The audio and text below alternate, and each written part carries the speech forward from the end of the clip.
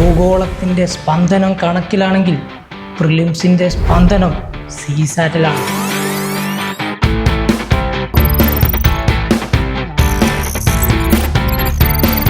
Hello, I'm Jaishal. ഞാൻ ദക്ഷിണ ലേണിങ്സിലെ സീസാറ്റ് ഫാക്കൽറ്റിയാണ്. കോഴിക്കോട് സ്വദേശിയാണ്. College of engineering ട്രിവാൻഡ്രത്ത് നിന്ന് ഇലക്ട്രോണിക്സ് ആൻഡ് കമ്മ്യൂണിക്കേഷൻ എഞ്ചിനീയറിംഗിൽ ബിരുദം കഴിഞ്ഞ ആളാണ്. 2015 മുതൽ കഴിഞ്ഞ 10 വർഷത്തിലേറെ കേരളത്തിൽ അങ്ങോളം ഇങ്ങോളം വിവിധ ജില്ലകളിൽ സിവിൽ സർവീസ് ഇൻസ്റ്റിറ്റ്യൂട്ടിൽ ക്ലാസ് എടുത്തുകൊണ്ടിരിക്കുന്ന ഒരു അധ്യാപകനാണ് ഞാൻ.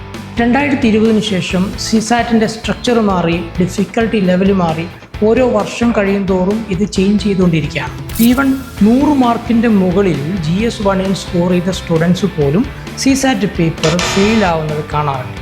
സീസാറ്റ് പാസ്സാവാൻ 33% മാർക്ക് മാത്രം മതി എന്നിരിക്കെ മാത്സ് ബാക്ക്ഗ്രൗണ്ടിലുള്ള സ്റ്റുഡൻറ്റ് പോലും ഇത് ഫെയിൽ ആവുന്നത് കൃത്യമായിട്ടുള്ളൊരു സ്ട്രാറ്റജി ഇല്ലാത്തതുകൊണ്ട് മാത്രമാണ്. പലരുടെയും സിവിൽ സർവീസ് മോഹങ്ങൾക്ക് വിലങ്ങ് തടിയായ സീസാറ്റിനെ പുഷ്പം പോലെ എങ്ങനെ ഈസി ആയിട്ട് ഹാൻഡിൽ ചെയ്യാമെന്ന് നമുക്ക് ക്ലാസ്സിൽ വെച്ച് ഡിസ്കസ് ചെയ്യാം.